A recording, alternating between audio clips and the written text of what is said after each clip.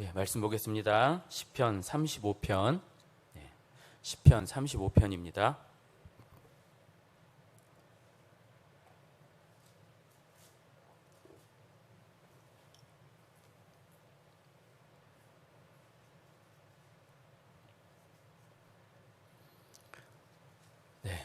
시편 35편 1절에서 10절까지만 합독하겠습니다.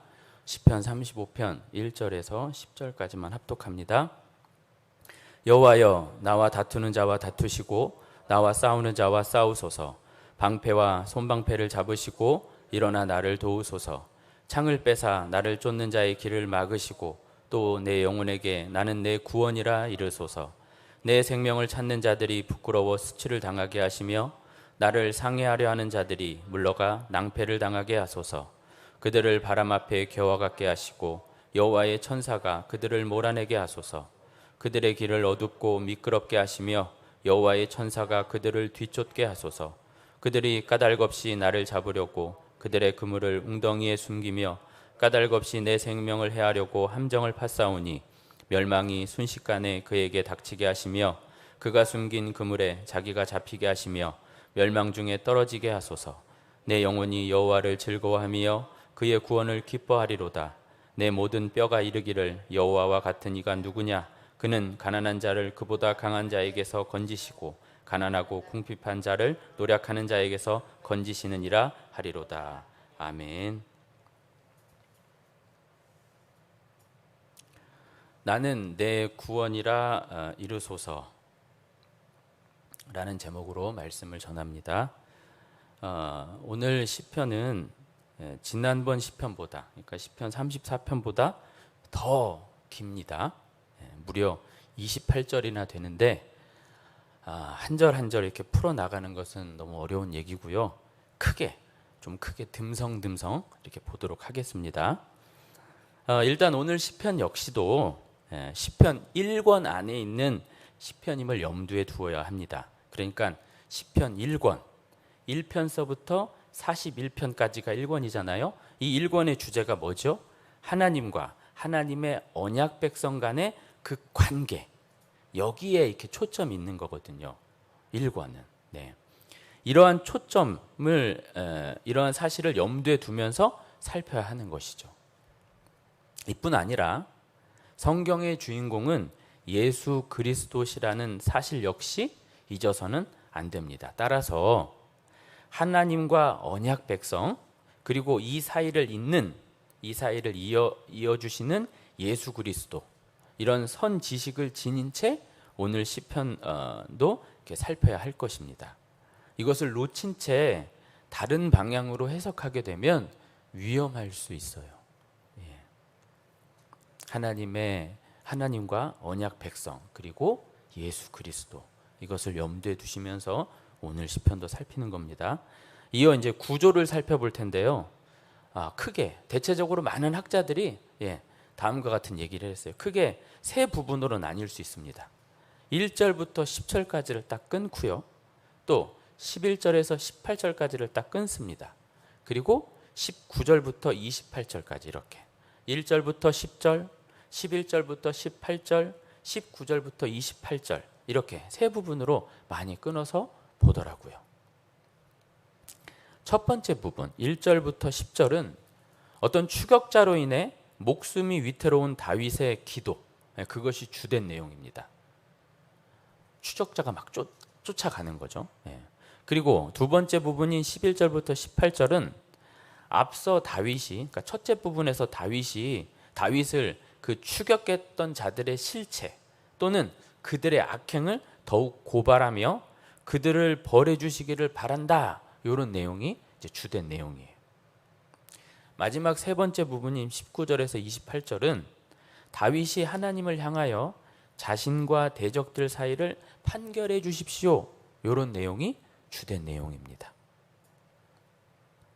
먼저 첫 번째 부분을 이제 살펴볼 텐데요. 1절에 나와 다투는 자, 그러니까 다윗과 다투는 자가 등장합니다. 그리고 3절을 보시면 나를 쫓는 자가 있네요. 그리고 4절은 내 생명을 찾는 자, 나를 상해하는 자. 예. 그렇죠? 그리고 이어 5, 6, 7절은 이러한 자들을 그들 그리고 또 그라고 지칭하는 거예요.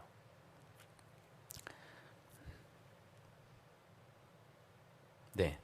나와 다투는 자, 나를 쫓는 자, 내 생명을 찾는 자, 나를 상해하는 자, 그들 이렇게요. 그렇죠? 이런 그들이 쫓고 있는데 다윗이 어떻게 해달라고 요청을 하죠? 주께서 싸워주시고, 주께서 막아주시고, 주께서 그들로부터 수치를 당하게 하시고, 물러나게 하시고, 몰아주시고, 멸망죽에 떨어지게 하소서, 이래요. 이 그들, 다윗을 쫓고 있는 그들, 다윗을 해하려고 하는 그들에 대한 구체적인 단서는 없어요. 네. 성경이 말하지 않습니다. 그렇다는 것은 다윗의 일생에 보편적이고 일반적이었던 그 대적들, 원수들을 말한다라고 할 수 있는 거거든요. 불특정 다수가 아니라면 보편적인 어떤 대적들을 말하는 거예요. 다윗에게는 사울을 비롯하여 많은 대적들이 있었어요. 그렇죠? 그들은 다윗을 정말 징그러울 만치 괴롭히고 못 죽여서 이렇게 안달이 났었더랬어요. 다윗이 특별한 잘못한 것이 없었는데 다윗 주변의 많은 이들은 다윗에게 위해를 가하려고 했습니다. 도움을 준 이들도 많았지만 그렇지 않은 이들이 더 많았어요. 그렇다면 이유가 뭘까요? 왜 그렇게 오늘 본문에도 마찬가지지만 다윗을 죽이려 하는 자들이 많았을까요? 왜 사울은 다윗을 죽이려고 했을까요? 다윗은 성정이 모난 사람이 아닙니다. 그렇죠? 포악하고 막 악한 욕심이 있던 자도 아니었으며 무엇보다 하나님을 참 경외하는 자였어요. 그럼에도 불구하고 다윗의 주변에 많은 이들로 하여금 괴롭힘을 당했단 말이죠. 그 중에서도 사울과 사울의 측근에게 정말 심하게 고난을 당했어요. 왜 그랬을까요? 대충은 아시겠죠? 그것은 다윗이 기름 부음을 받았기 때문이에요. 왕으로 기름 부음을 받은 그때로부터 다윗의 인생은 꼬이기 시작했다고 전에 말씀드렸어요, 제가. 다윗이 기름 부음을 받지 않았더라면 이렇게 꼬일 일은 없었을 겁니다. 이렇게 꼬이고 힘들고 쫓기는 삶을 절대 살지 않았을 거예요.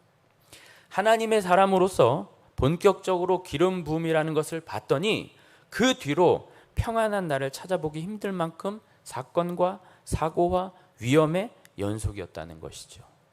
시편을 계속 살펴보노라면 다윗의 삶이 참 순탄치가 않았음을 이제 확인할 수도 있습니다. 다윗은 말씀드렸던 대로 늘 어려움 속에 있고 그 속에서 기도하며 그 속에서 울며 그 속에서 힘들었어요. 거듭 말씀드리지만 언제부터요? 기름 부음을 받은 그때로부터. 간단히 말씀드리자면 우리가 신자가 하나님을 제대로 만나는 그 시점부터 일이 안 일어날 수 없다라는 것이죠. 애들로 말씀드리자면. 아니, 일 또는 문제는 늘 일어나기 마련인데요. 우리 인생 가운데 일 또는 문제가 늘 일어나기 마련이잖아요. 그렇게 일어나기 마련인데 하나님을 제대로 만나는 그 시점부터 이렇게 일어나는 문제와 일이 장난이 아니라는 것입니다. 어떤 면에서 더 많이 일어나고 더 쉽지 않고 어려울 수 있다는 것이죠. 왜 그러하냐면 하나님의 당신의 백성 만들기가 시작되었기 때문에 그래요. 하나님은 어떤 일을 당신의 백성으로 삼으시고 그냥 놔두시는 게 아니라 그를 진정한 당신의 백성으로 만들어 가신다 이거죠. 신분을 허락하시고 그 신분에 맞는 상태로까지 만들어내신단 말이죠. 이게 우리 하나님이세요. 거기에 그렇게 당신의 자녀요, 당신의 참 백성 만드는 것에 필요한 것이 오늘 시편에서도 보시는 그런 어려움들, 문제들, 소위 말하는 고난 같은 것들이죠. 자, 그러한 일들 속에서, 그러니까 어려움과 문제 속에서 다윗이 우선하여 했던 것이 무엇일까요? 너무 확실히 드러나듯이 하나님을 찾고 구하는 것이었습니다. 그런데 그 하나님을 찾고 구하는 것을 어찌하는지, 어떻게 구하고 찾는지 그것을 우리가 유심히 살펴볼 필요가 있어요. 1절부터 10절까지를 가만히 한번 보자고요. 보시면 참 독특한 것이 있는데 하나님을 의존하는 방식이에요. 주께서 해주소서, 이렇게 해주소서, 저렇게 해주소서, 이렇게 마냥 의존하는 방식이라 이거죠. 이 다윗이 자신에게 힘을 달라 이런 요구 같은 게 없어요. 자신에게 힘을 실어주시고 자기에게 능력을 베푸시고 자기를 어떻게 하셔서 이게 아니라 하나님께서 일하여 주소서, 하나님께서 당신의 능력을 펼치시옵소서, 이런 식으로 간다 이 말이죠. 앞선 시편들에서도 단골 기도가 뭐였었죠? 이런 거였어요. 나의 힘이 되신 여호와, 나의 방패가 되신 여호와, 내가 그 안에 피합니다. 나의 산성, 나의 피난처, 여호와께서 나를 살려주시고 나를 이끌어주시고 나를 도와주시고 그들을 무너뜨려 주시고 이런 식이었어요. 나를 막아주시고 저들을 처단해 주시고 이런 식이었어요. 이렇게 자기 자신에게 어떤 능력을 주시고 자기를 들어 사용하시는 그런 것보다는 하나님이 해주시기를 요구한단 말이죠. 하나님께서 어떻게 해주시기를 요구하는 거예요. 성경의 많은 증언들 역시 이와 같은데요. 하나님이 어떻게 해주셨냐에 무게를 둬요. 이를테면 다윗이 골리앗을 무찔렀다는 것이 아니라 하나님이 다윗으로 골리앗을 무찌를 수 있게 해주셨다, 이런 식으로 몰아간단 말이죠. 다윗이 어려움을 이겨내고 대적들을 무찔렀다가 아니라 하나님이 다윗으로 이겨내게 하시고 그 다윗을 승리케 하셨다. 이 어감 차이를 아시겠습니까?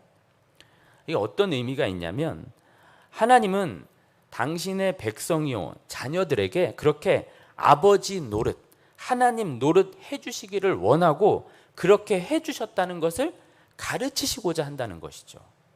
그래서 자녀들로, 백성들로 더욱 하나님 아버지만 보도록 그렇게 한다라는 것입니다. 쉽게 말해서 우리로 무슨 능력을 받아 우리가 뭔가 대단한 일을 하고 우리로 돈을 많이 벌어 헌금을 내게 하고 이런 것이 아니라 그분께서 참 아버지로서 어떻게 이끄시는가, 여기에 더욱 초점을 두게 하신다 이거죠.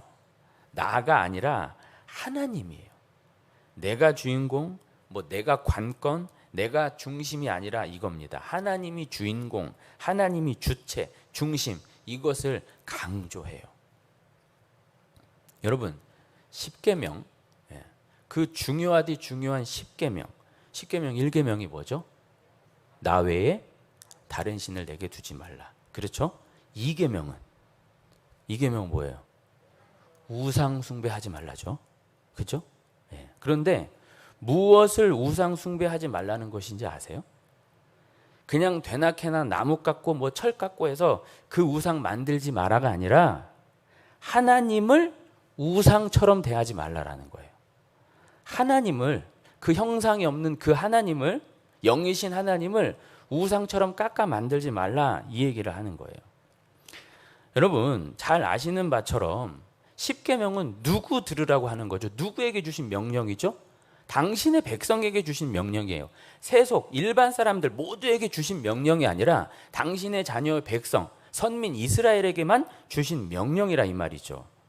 그런 그들에게 우상 숭배, 하나님을, 그러니까 다른 우상 섬기지 마가 아니라, 그건 너무 당연한 얘기고요. 다른 섬기지 말라가 아니라 하나님을 우상처럼 그렇게 섬기지 마라, 이 얘기예요. 그러면서 이 2계명을 유심히 보시면 어떤 핵심 키워드가 있냐면, 출애굽기 20장 이제 그쪽을 보시면 어떤 핵심 키워드가 있냐? 너를 위해라는 말이 있어요. 너를 위해. 선민 이스라엘이 하나님을 섬기는 것이고 그들이 하나님 아래에 있어야 하는데, 이스라엘 백성이 하나님을 섬기는 거고 하나님 아래 그들이 있어야 하는데, 하나님 위에 있지 말라는 말입니다. 우상숭배의 메커니즘은, 우상숭배라는 건 뭐냐면 신을 자기 아래 두는 행위예요.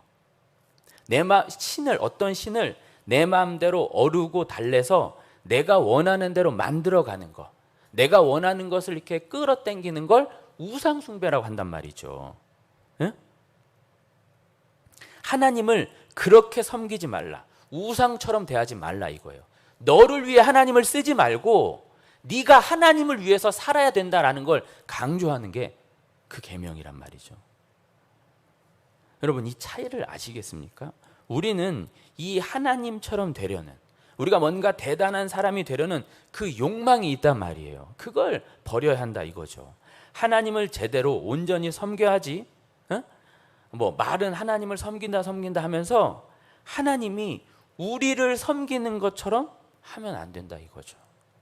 많은 부분 가만히 보면 하나님을 섬기는 게 아니라 하나님이 그를 섬기는 것과 같은 그런 신앙의 풍토를 적지 않게 보게 됩니다.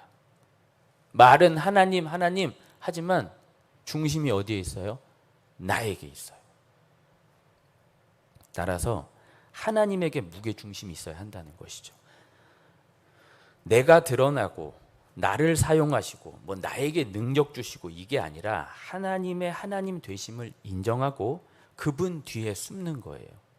그분이 하실 일을 봐드리는 거고 그분의 아버지 노릇 해주심을 그냥 이렇게 딱 목도하는 거죠. 그래서 출애굽기 14장 13절에 모세가 백성에게 이르되 너희는 두려워하지 말고 가만히 서서 여호와께서 오늘 너희를 위하여 행하시는 구원을 보라.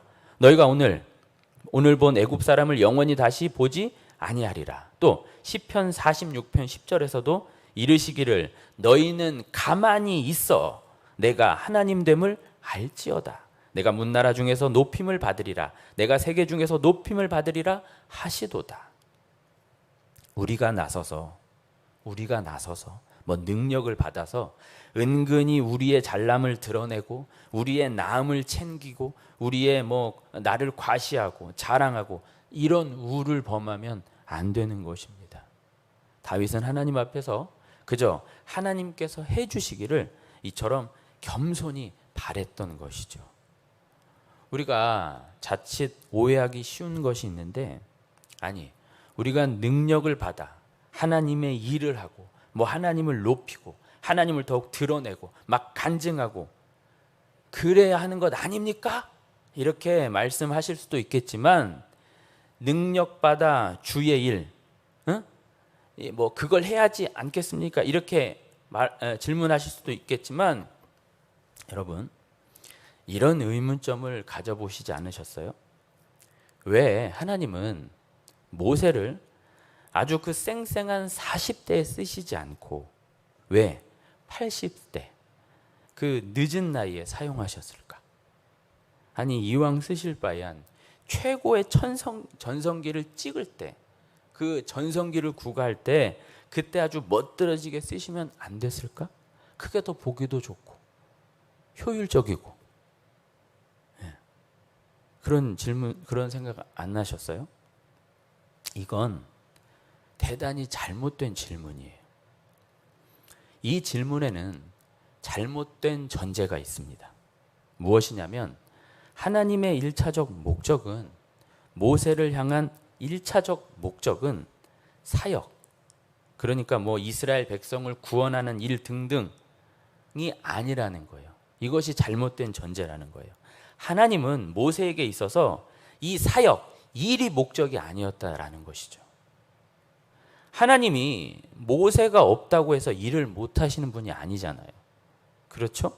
하나님은 모세에게 일을 못 시켜서 안 달라신 분도 아닙니다. 또 굳이 모세가 아니어도 돼요. 그렇죠?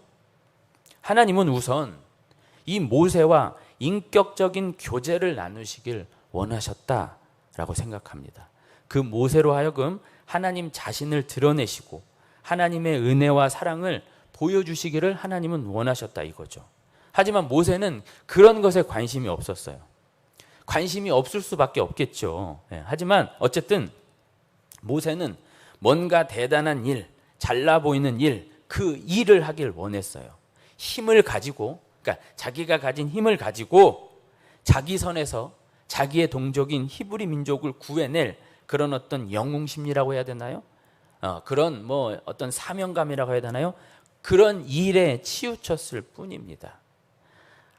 하나님은 사실 그런 모세에게 필요가 없었어요.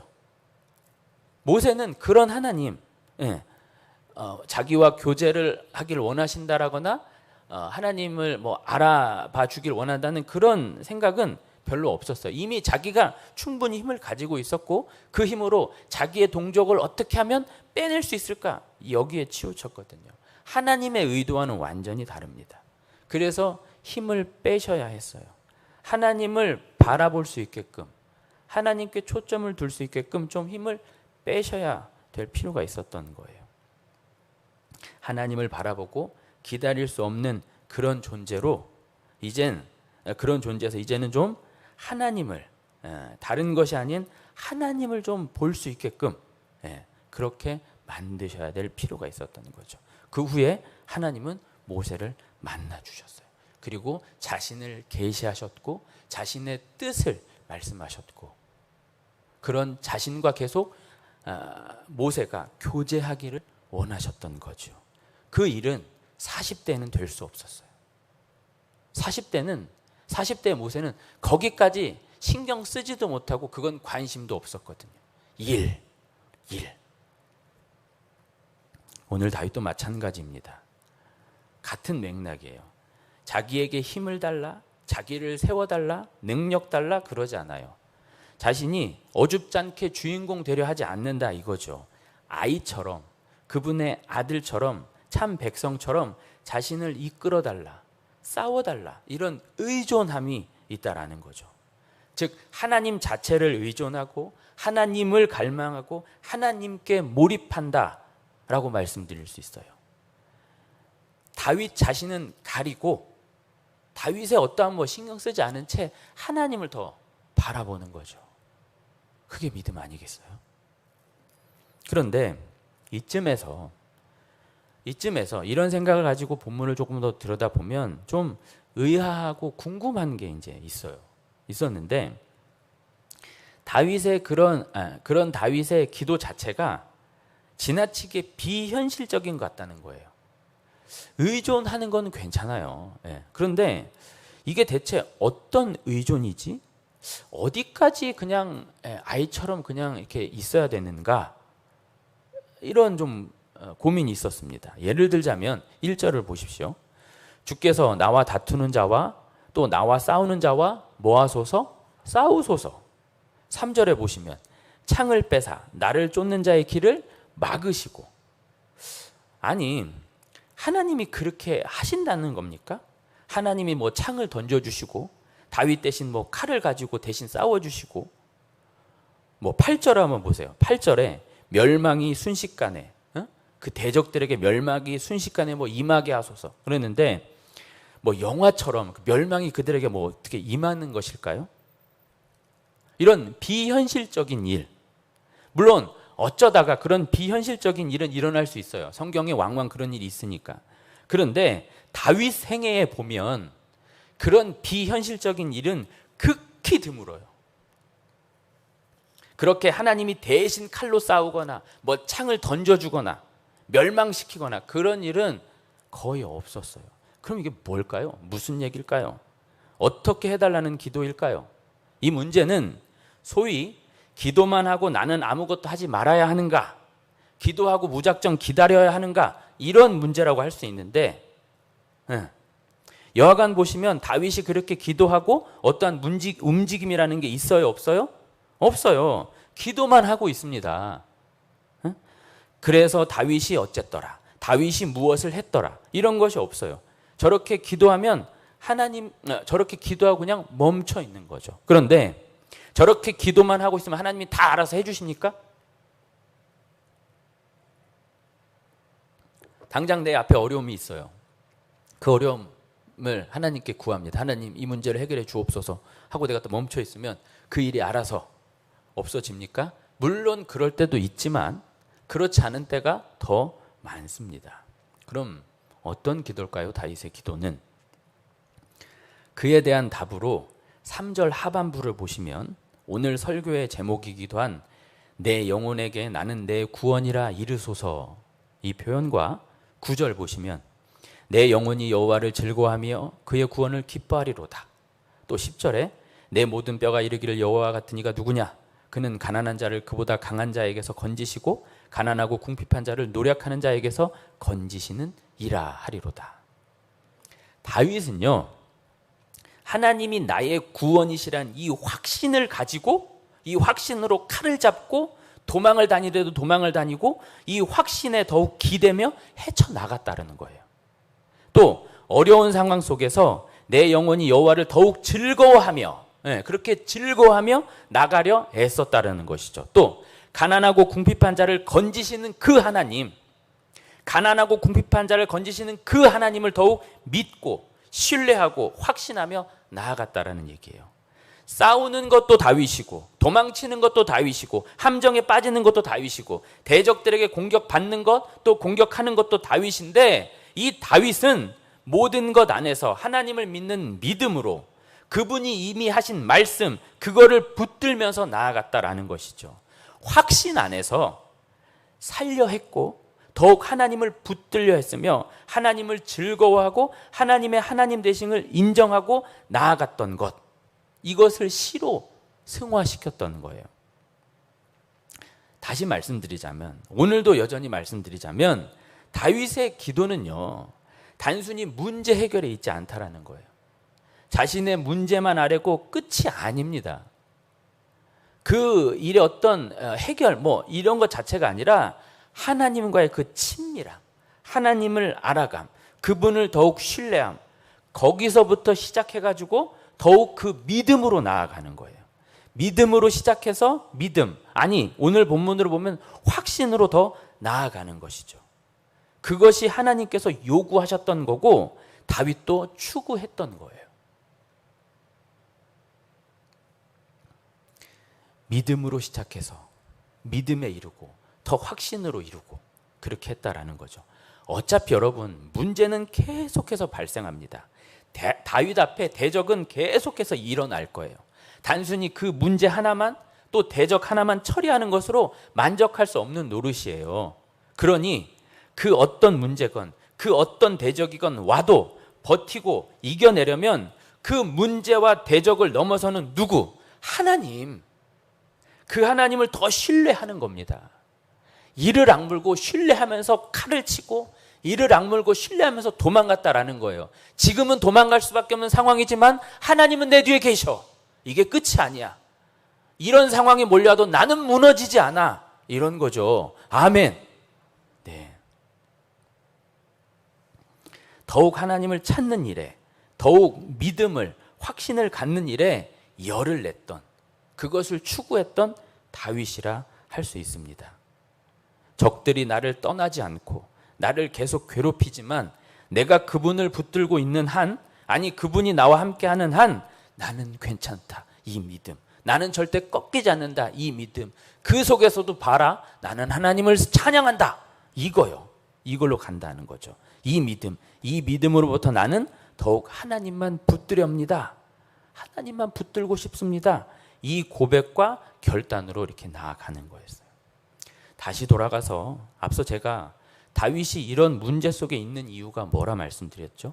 기름 부음을 받았기 때문에, 본격적으로 하나님의 사람이 되었기 때문에, 그렇기 때문에 하나님께서 자신만 믿고 따라오라, 이걸 가르치시기 위해 다윗에게 어려움을 주신다라는 거죠. 문제와 상황을 하나님이 애써서 만들어 놓고 거기에 무작정 밀어 넣으실 때도 있어요. 그러시면서 하나님은 다윗으로 하여금 하나님 자신만 보게끔 하시는 거예요. 보이지 않는 곳, 볼 수 없는 그곳에서조차도 하나님만 보게끔 계속 하시는 거고, 다윗은 그걸 알아듣고 더 하나님만 바라봅니다. 무턱대고 아니에요. 무턱대고 믿는 게 아닙니다. 자신의 손과 발을 움직이면서 하나님을 믿는 믿음으로 두렵고 떨리지만 무섭지만 하나님을 믿기에 그분을 마음 깊이 인정하며 한 걸음 한 걸음 따라가는 것이에요. 그분이 열어주실 것을, 그분이 해결해 주실 것을, 그분이 이루실 것을 믿어가며 믿어 의심치 않으며 나 역시 한 발 한 발 쫓아가고 따라가는 것이지요. 그럴 때, 아니 그렇게 믿을 때, 아니 그렇게 믿고 있으면서 다윗은 그 믿음으로 상황이 어찌 되었던 간에 평안해지고 오히려 즐거워하고 찬송하게 된다라는 것이죠. 상황은 변하지 않는 게 많아요. 시편 보면 다윗이 이렇게 기도하고 울며 불며 해도 당장 상황이 달라지지 않는 게 너무 많습니다. 그런데 그 속에서 믿음으로 확신에 이르고 걱정과 근심이 찬양이 돼버립니다. 감사가 돼버려요. 다 이루어진 게 돼버려요. 왜? 그 하나님이 있기 때문에. 다윗은 그걸 알았기에 보세요. 앞서도 봤지만 기도하는 군데군데 3절에다가 9절에다가 10절에다가 그런 표현을 썼던 거예요. 내 영혼에게 나는 내 구원이라, 내가 너의 구원이라 이르소서. 그러니까 이런 확신을 주소서. 이런 확신이 필요합니다. 더 믿음으로 나아갔고 9절에 내 영혼이 여호와를 즐거워하며 나의 구원을 기뻐하리로다. 또 10절에 내 모든 뼈, 우리 인간의 어떤 근본이 되는 그 뼈, 성경에서 뼈는 그런 식으로 많이 쓰여지거든요. 자신의 어떤 근본, 뼈가 이르기를 여호와 같은 이가 누구냐? 그는 가난한 자를 그보다 강한 자에서 건지시고 가난하고 궁핍한 자를 노력하는 자에게서 건지시느니라 하리로다. 이렇게요. 이제 두 번째 단락은, 두 번째 부분은 앞서 다윗을 쫓던 그 대적들, 원수들의 어떤 정체가 드러난다고 할 수 있는데, 불의한 증인, 배신은 말할 것도 없거니와 선을 악으로 갚고, 또 친구들, 가족들, 아주 가까이 있는 자들에게 공격을 당하는 그런 일들을 이렇게 나열해 두었습니다. 특별히 이러한 다윗의 대적들, 이제 11절에서 18절 그 부분이에요. 다윗의 대적들은 멀리에 있는 이방 민족 같은 자들이 아닙니다. 그렇죠? 대체적으로 다윗의 대적들은 가까운 이들이었어요. 그리고 같이 하나님을 믿었던 자들입니다. 사울만 보더라도 그렇고요. 그랬던 그들에게 배신과 상처를 당하게 되었다라는 내용이 이제 두 번째 부분입니다. 11절부터 15절까지만 이렇게 읽어볼 텐데 제가 읽겠습니다. 눈으로 따라오십시오. 35편 11절에서 15절. 불의한 증인들이 일어나서 내가 알지 못하는 일로 내게 질문하며 내게 선을 악으로 갚아 나의 영혼을 외롭게 하나. 나는 그들이 병들었을 때에 굵은 베옷을 입으며 금식하여 내 영혼을 괴롭게 하였더니 내 기도가 내 품으로 돌아왔도다. 내가 나의 친구와 형제에게 행함같이 그들에게 행하였으며 내가 몸을 굽히고 슬퍼하기를 어머니를 곡함같이 하였도다. 그러나 내가 넘어짐에 그들이 기뻐하여 서로 모이며 불량배가 내가 알지 못하는 중에 모여서 나를 치며 찢기를 맞이 아니하도다. 이 말씀을 보시고 신약에 어떤 말씀이 이렇게 연관되지 않으십니까? 그렇죠. 예수님이 이러셨거든요. 예수님이 당신의 백성에게 선을 베푸시고 그들의 아픔과 병을 고치셨고 그들을 위해 금식하셨고 그들을 위해 기도하셨고 그들을 위해 우셨고 그들을 위해 넘어지셨고, 자, 이걸 이렇게 놔두시고 일단 이 두 번째 부분, 우리가 지금 잠깐 살펴본 이 두 번째 부분 대단히 중요한데요. 앞부분, 앞에 첫 번째 부분을 보충하며 이제 뒷부분, 세 번째 부분을 이어주는 그야말로 가운데 역할을 하거든요. 다윗은 앞서 첫 번째 부분에 어땠어요? 어려운 상황 속에서 믿음으로 나아가려 했단 말이죠. 하나님을 더욱 믿는 쪽으로 나아가려 했었어요. 첫 번째 부분에서. 그렇게 나아갔기 때문에 이어 어떤 삶을 살 수 있었냐면 말씀대로의 삶을 살 수 있었다는 것이죠. 12절에 보시다시피 선을 베풀었어요.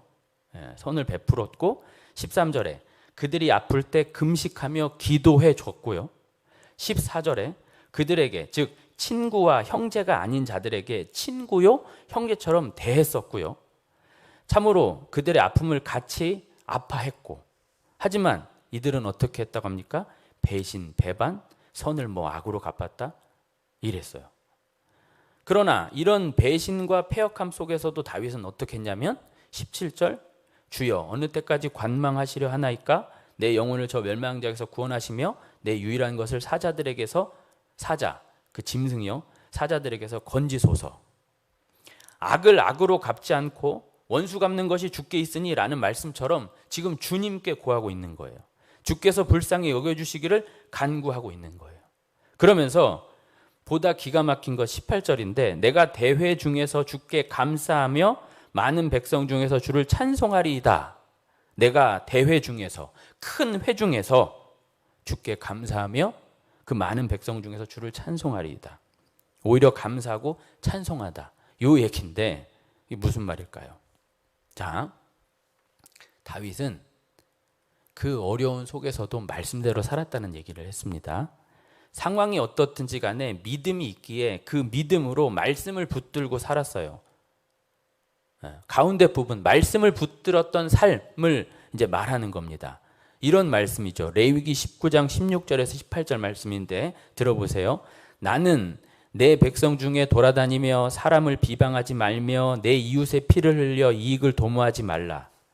나는 여호와니라. 너는 네 형제를 마음으로 미워하지 말며 네 이웃을 반드시 견책하라. 그러면 네가 그에 대하여 죄를 담당하지 아니하리라. 원수를 갚지 말며 동포를 원망하지 말며 내 이웃 사랑하기를 내 자신과 같이 사랑하라. 나는 여호와이니라. 네, 이렇게 이웃을 사랑하는 그 말씀대로 다윗은 살았다라는 것이죠. 그렇게 살았는데 돌아온 것이 무엇이라는 거예요?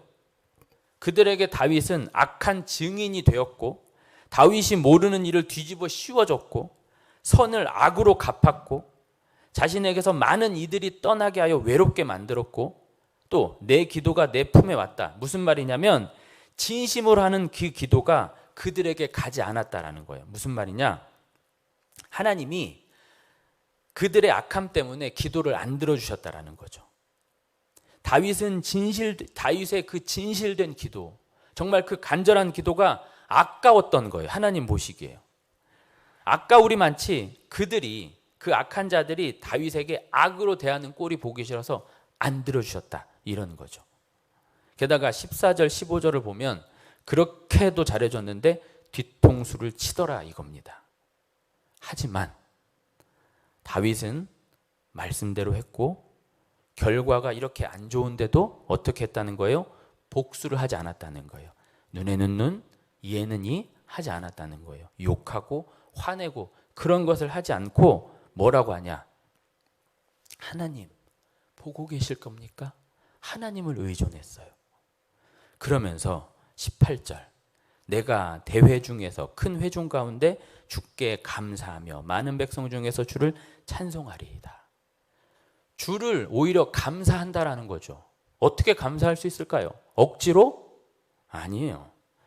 이렇게 말씀을 지킬 수 있어서, 이렇게 말씀대로 살 수 있어서, 하나님의 백성답게 그렇게 살아가게 해주셔서 감사하다라는 얘기예요. 오히려 그들보다 이렇게 당하고 사기 맞고 뒤통수 맞는 것이 낫다라는 거죠. 하나님의 말씀 없이 그렇게 잘 먹고 잘 사는 그것보다는 뒤통수를 맞더라도, 아프더라도, 속임을 받더라도, 배신을 당하더라도 하나님의 백성다운 게 나는 낫다, 이게 더 감사합니다 라는 것입니다. 이제 세 번째 부분은 이런 흐름을 타고 22절, 23절, 22절과 23절을 같이 읽어보겠습니다. 22절, 23절입니다. 시작. 여호와여, 주께서 이를 보셨사오니 잠잠하지 마옵소서.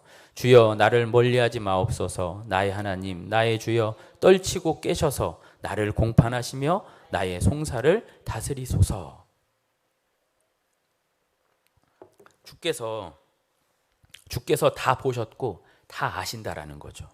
주께서 다 보셨고 다 아십니다. 그렇게 주께서 공판, 재판하시고 송사, 시시비비를 가려주십시오, 이런 거예요. 다윗은 이 모든 것을 주께서 반드시 보고 계신다는 믿음을 가지고 있었어요. 그래서 더욱 하나님께 호소를 했던 겁니다. 하나님만 바라봤던 것이고 하나님의 처분을 기다렸던 거예요. 자기 임의로 하지 않았다라는 거죠. 대표적인 예가 뭐죠? 사울. 사울을 충분히 죽일 수 있는 여러 정황 속에서도 그가 처단하지 않았다라는 것이에요. 다윗은 분명합니다. 뭐가 분명하냐면 자신이 해야 하는 것과 하지 말아야 하는 것이 분명해요. 무엇을 해야 하며 무엇은 하지 말아야 하는지를 너무나 잘 알고 있어요. 말씀대로 살아야 하는 것은 알고 있고 말씀대로 살았음에도 당하는 고난이나 배신에는 가만히 있어야 됨을 알고 있었어요. 늘 당하고 어렵고 안 좋아도 말씀대로 살아내야 하는 것이 신자의 도리임을 알았고 그럼에도 불구하고 억울하고 화가 나고 속상한 일에 함부로 나서면 안 된다는 건 역시 알았다라는 것이죠. 이것이 신자요 하나님의 백성이요 하나님의 자녀의 모습이라는 것을 이 다윗이 말하고 있는 것입니다. 끝으로 오늘 아주 긴 이 시편 35편 전체를 크게 한번 훑어봐 주세요. 크게 제가 세 부분으로 나눠 말씀드렸는데 그 부분을 이렇게 대강이라도 한번 크게 보십시오. 어떤 내용이 주를 이루고 있죠? 힘들고 어렵고 위기에 문제에 배신에 냉소에 공격에 이런 부분이 참 많잖아요. 이게 강조되고 있는 거거든요. 신자들의 삶이 이렇다라는 것이죠. 그러나 이 속에서 그 신자들은 어떤 삶을 살아야 할까요? 믿음으로 하나님을 더욱 믿음으로 살아야 하는데 그 믿음으로 산다는 것의 다른 말은 말씀대로 산다는 거예요. 말씀대로 살아낸다는 것입니다. 더욱 믿음으로 또 말씀대로 살기 어려운 세상이 될 것이지만 그럼에도 불구하고 더욱 믿음으로 말씀대로 살아야 한다라는 것이죠. 안 사라지고 안 되는 그것을 위해 기도하고 그것을 더 극복하려고 애쓰고 그것을 위해 더 노력해야 한다라는 것입니다. 단순히 그러라는 것이 아니라 보다 더 철저하게, 보다 더 구체적으로 그렇게 살아야 하겠습니다. 그런 은혜가 있기를 소망하며 찬송하겠습니다.